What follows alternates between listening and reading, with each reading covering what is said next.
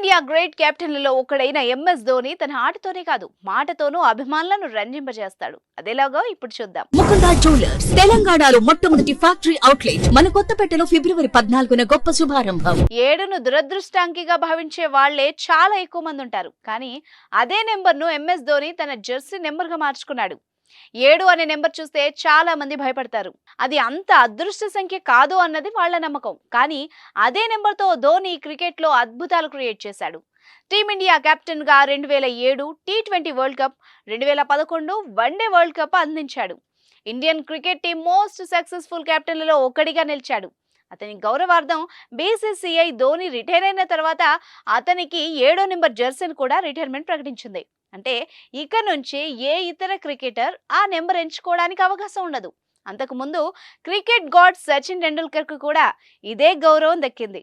అతని Jersey number 10కి board retirement ప్రకటించింది.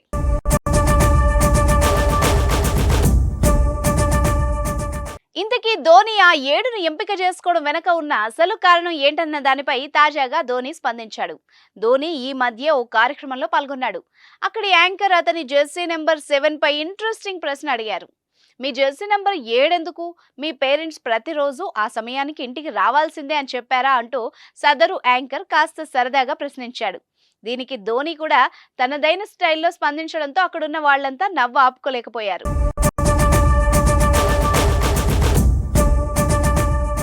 అది మా పేరెంట్స్ నన్ను ఈ భూమి మీదకి తీసుకురావడానికి ఎంచుకున్న సమయం లేదా తేదీ కావచ్చు. అందుకే నేను జూలై 7న జన్మించాను. జూలై 7వ నెలే. ఇక 81వ ఏడాది అంటే 8 - 1 = 7 అవుతుంది కదా. అందుకే నీకు ఏ నెంబర్ కావాలని అడిగినప్పుడు చెప్పడానికి నాకు చాలా ఈజీ అవుతుంది అని ధోని అన్నాడు. ప్రతి ప్రశ్నకు తనదైన రీతిలో కాస్త చమత్కారాన్ని జోడించి చెప్పే అలవాటున్న ధోని ఇప్పుడు అలాగే స్పందించేసరికి అక్కడున్న వాళ్ళంతా గట్టిగా నవ్వారు.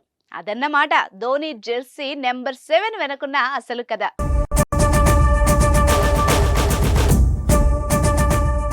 ఇకపోతే ధోని ఇప్పుడు 42 ఏళ్ల వయసులో మరోసారి ఐపీఎల్ 2024 కోసం సిద్ధమవుతున్నాడు. ఈ మధ్య ప్రాక్టీస్ కూడా మొదలుపెట్టాడు. ధోని టీమిండియా తరపున 350 వన్డేలు ఆడి 10,773 రన్స్ చేశాడు. సగటు 50.57 కావడం విశేషం. అందులో 10 సెంచరీలు, 73 హాఫ్ సెంచరీలు ఉన్నాయి. ఇక 90 టెస్టుల్లో 4,876 రన్స్, 98 టీ20ల్లో 1,617 రన్స్ చేశాడు. ఇక ధోని కెప్టెన్సీలో 2013లో ఇండియా ఛాంపియన్స్ ట్రోఫీ గెలిచింది. ఆ తర్వాత ఇప్పటి వరకు మరో ఐసీసీ ట్రోఫీ గెలవలేకపోయింది. ఈ చివరి ఐపీఎల్ సిరీస్ లో ధోని మరోసారి ట్రోఫీ గెలవాలని కోరుకుందాం.